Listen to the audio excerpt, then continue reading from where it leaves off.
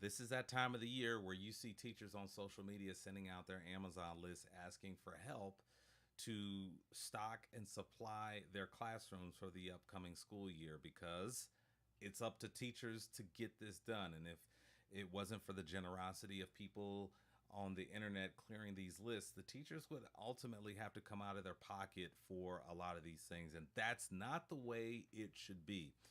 Check this out. Report reveals new North Carolina teachers rank second nationwide for out-of-pocket spending on classroom supplies. Now, in addition to that, I've got a personal story that I'm going to share with you about North Carolina once we get to the end of this. Check this out here. We have North Carolina teachers are preparing for the upcoming school year, but a new report highlights a troubling trend. Many are spending their own money to stock the classroom. A study by Coupon Birds revealed North Carolina teachers on average shell out $1,600 annually on school supplies, making the state second in the nation for out-of-pocket spending.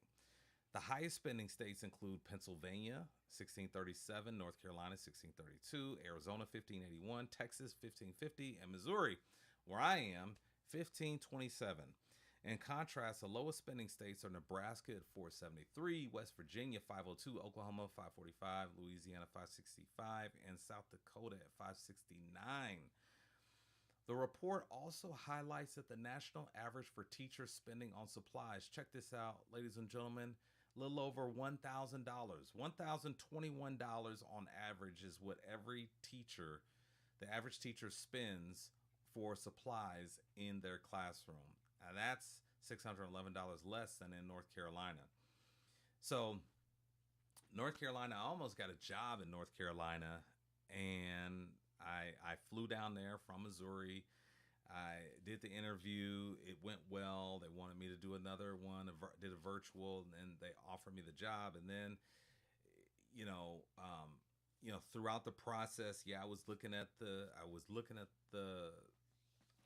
pay scale, and I was learning about it, and I realized that, as much as I felt good about that interview, I realized, oh, what?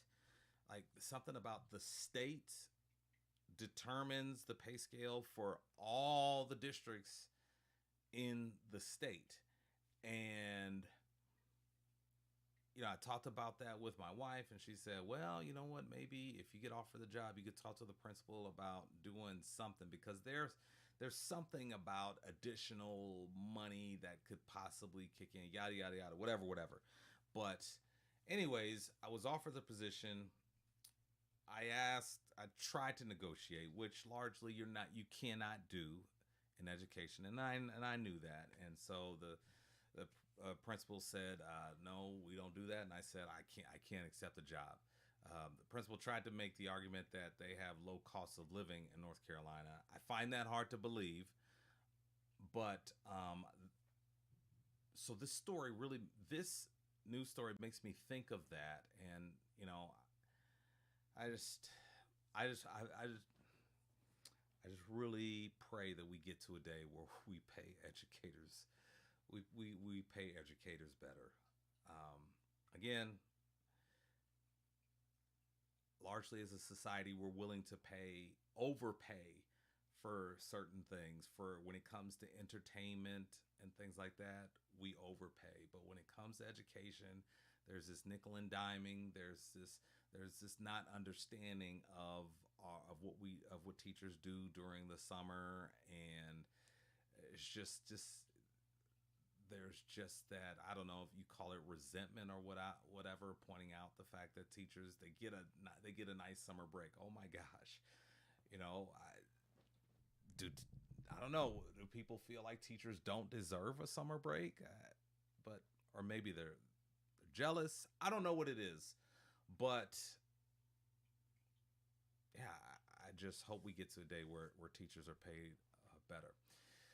The North Carolina Association of Educators says this financial burden is widespread, with many taking second jobs to make ends meet. See, here we go. This is what I'm talking about. Many of our educators are working for Uber or at retail stores. Tammy Walker Kelly, the president of the union, says that should not be. the North Carolina story. Our educators should have one job: supporting the academic and personal journey of students. The report comes as Governor Josh Stein calls on lawmakers to invest more in the state school. Okay, you know how I feel about politicians. Okay, that's what the governor said, but we'll see what the governor does. That's most important. So we'll continue to follow this story, and